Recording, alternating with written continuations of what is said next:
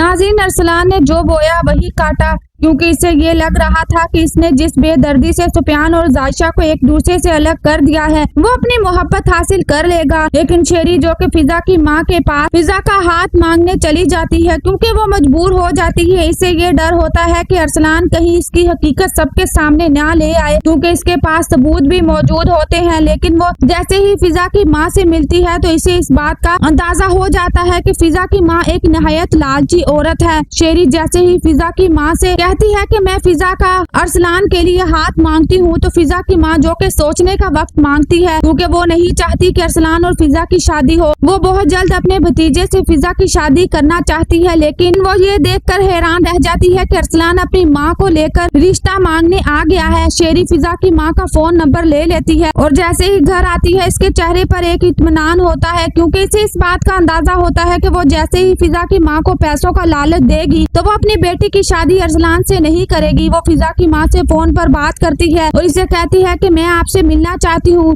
शेरी फिजा की माँ को मिलने के लिए एक रेस्टोरेंट में बुलाएगी। शेरी फिजा की माँ को लालच देगी और कहेगी कि मुझे इस बात का अंदाजा तो हो गया है कि तुम मेरे बेटे से अपनी बेटी की शादी क्यों करना चाहती हो, क्योंकि तुम जैसे मिडिल क्लास लोग सिर्फ और सिर्फ पैसे को अहमियत देते हैं। जिसके पास ज्यादा पैसा हो अपनी बेटी की शादी भी इसी से करना चाहते हैं। तो अगर तुम फिजा की शादी करने से इनकार कर दो तो मैं तुम्हें इतना पैसा दे दूंगी कि तुम अपनी जिंदगी सुकून से गुजार सको। जबकि फिजा की माँ जो कि पहले ही फिजा की शादी के लिए रजामंद नहीं होती, वो शेरी को इस बात का यकीन दिलाएगी कि तुम अपने वादे पर कायम रहना। ये मेरा काम है कि मैं फिजा और अरसलान को एक दूसरे से जुदा करती हूँ। इसके अलावा वो शेरी को ये भी कहती है कि तुम अरसलान को यही बताओगे कि मैं शादी के लिए रजामंद हूँ और मैं भी फिजा को यही एहसास दिलाऊंगी कि मुझे शादी से कोई एतराज नहीं। अब जबकि राफे भी हामिद से मिलने वाला है, वो हामिद से एक ही तकाजा करेगा कि मैं चाहता हूँ कि आप जायशा और सुफियान की शादी से पहले उन दोनों के लिए अलग घर ले। मैं नहीं चाहता कि वो अरसलान जैसे घटिया इंसान के साथ रहे। मुझे अपनी बहन के मुस्तकबिल की फिक्र है। जबकि हामिद भी राफे को यही एहसास दिलाएगा कि मैं भी यही चाहता हूँ कि जायशा और सुफियान एक साथ रहे और खुश रहे।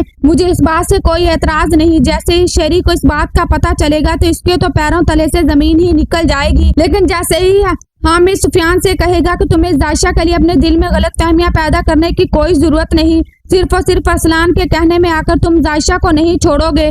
जायशा एक बेहतरीन लड़की है और मेरा इंतखाब ही तुम्हारे लिए बेहतर है। लेकिन सुफियान अपने बाप को ये बता देगा कि मुझे अरसलान नहीं बल्कि मोम ने भी सब हकीकत बता दी। वो जानती है कि जायशा अरसलान एक दूसरे से मोहब्बत करते थे। हामिद जो कि सुफियान की बात सुनते ही गुस्से में आ जाता है। वो घर जाते ही शेरी को कहता है कि तुम्हारी जुर्रत कैसे हुई, तुमने अपने बेटे का साथ दिया। आखिर तुमने ऐसा क्या देख लिया जो तुमने सुफियान को ये कहा कि जायशा अरसलान से मोहब्बत करती थी। तुम झूठ बोल रही हो क्योंकि तुम पहले ही इस रिश्ते से राजी नहीं थी। मुझे तुमसे इस बात की तवक्को नहीं थी, लेकिन अब मैंने फैसला कर लिया है कि मैं सुफियान और जायशा का जल्द निकाह करूंगा और इन लोगों को अलग घर में रखूंगा ताकि तुम्हारा साया इन तक ना पहुंच सके और वो तुम्हारे शर से महफूज रहे।